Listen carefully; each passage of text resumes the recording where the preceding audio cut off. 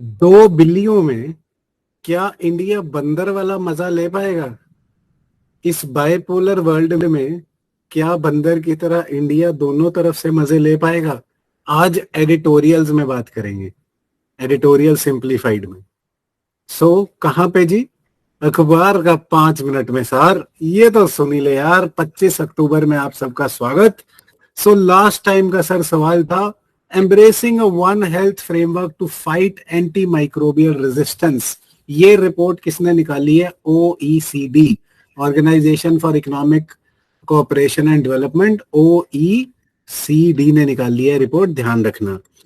आज का सवाल सर, आज is which is the only authorised institution for sale and encashment of electoral bonds in India? कौन सा इंस्टीट्यूशन है सर जो सिर्फ उसी इंस्टीट्यूशन को अलाउड है इलेक्टोरल बॉन्ड्स बेचना? SBI, नीति आयोग, RBI या SEBI? You have to tell me in the comment section. I'll tell you in the next session. So facts relevant for the exam sir.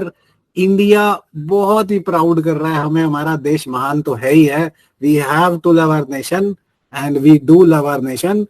India Asia की second biggest economy बनने वाला है, दुनिया की third biggest very soon, just by 2030 sir.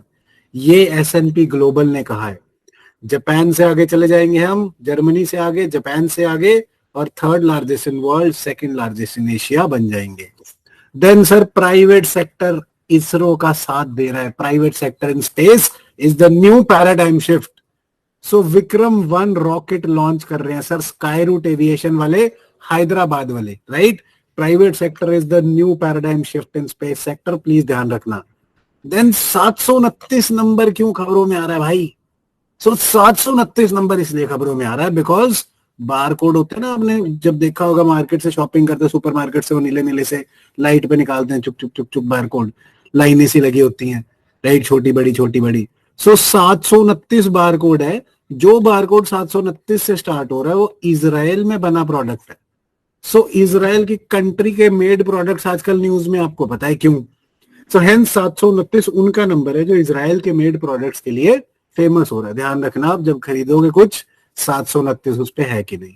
Then United Nations day sir, very very important to remember. 24 October is United Nations day because 1945 में 24 अक्टूबर के दिन UN का चार्टर, जो यूएन की कॉन्स्टिट्यूशन है लगभग, वो इस दिन फोर्स में आया था, इस दिन माननीय हुआ था, राइट। 24 अक्टूबर 1945, ध्यान रखना। And one sad news, sir, Bishan Singh Bedi, one of our favorite spinners of the past years, best spinners of India, one of the great captains as well. He has passed away at the age of 77. Very unfortunate.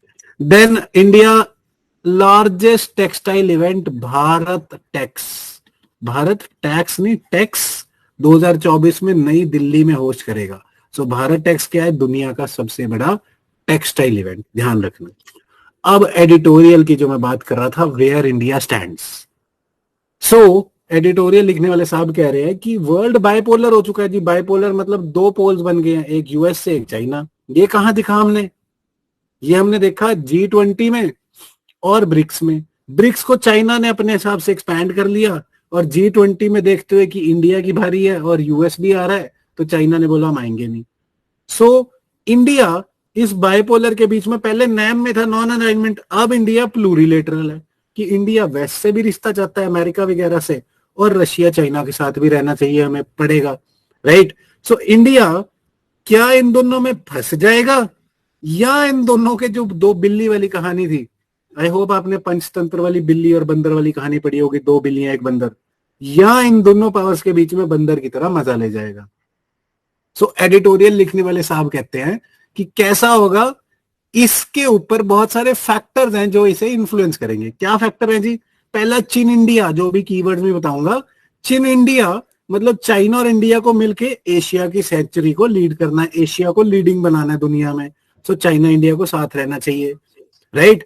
But China assertive बहुत है, हमारे soldiers के साथ stand of करता रहता है, कितनी सारी डेथ्स भी हो गई, right. You might have heard China stand of, border stand of, right.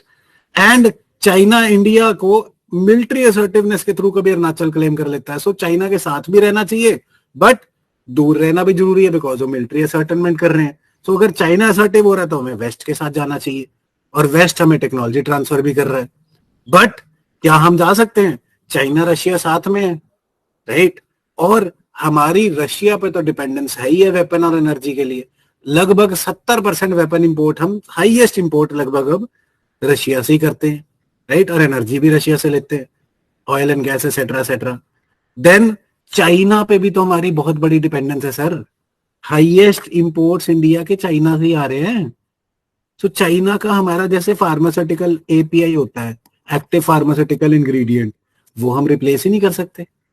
अगर हमने चाइना से एपीआई लेना बंद कर दिया तो हम दुनिया में जेनरिक फार्मेसी कैसे चलाएंगे? हम जेनरिक फार्मेसी की फैक्ट्री हैं, बट एपीआई तो चाइना का है। सो चाइना पे भी डिपेंडेंस है। So the in conclusion the writer says only time will tell कि India centre of the international relations में आके पावर एंड इंफ्लुएंस जनरेट करेगा या इनके बीच में टर्फ वॉर में फंसा रहेगा, right? So beautiful beautiful article. And उसी में से keyword of the day Chindia. Chindia क्या है जी? चाइना और इंडिया की ability to work together and lead the Asian century. ये दो नेशन अगर अच्छे से चले, सो जैसे वर्ल्ड वॉर 2 के बाद वेस्ट शाइन करता है, यूएस शाइन करता है, दुनिया के डोमिनेंट पावर बन जाता है, वेस्टर्न नेशंस डोमिनेंट हो जाती हैं, तो वैसे ही अब ये वाली जो सेंचुरी है, ये वाली सेंचुरी एशिया की सेंचुरी हो सकती है अगर इंडिया और चाइना साथ में अच्छे से कोलैबोरेट करके प्रोग्रेस करें, राइट? सो ये तो डेफिनेटली यूज करना ही करना है मेरे भाई, इंटरनेशनल रिलेशंस के आंसर्स में, एसेज में, और जहां भी चाइना इंडिया का सवाल आ रहा है, right? So that is it for the day. अखबार का 5 मिनट में सार, ये तो सुनी ले यार। Thank you so much for watching. जय हिंद।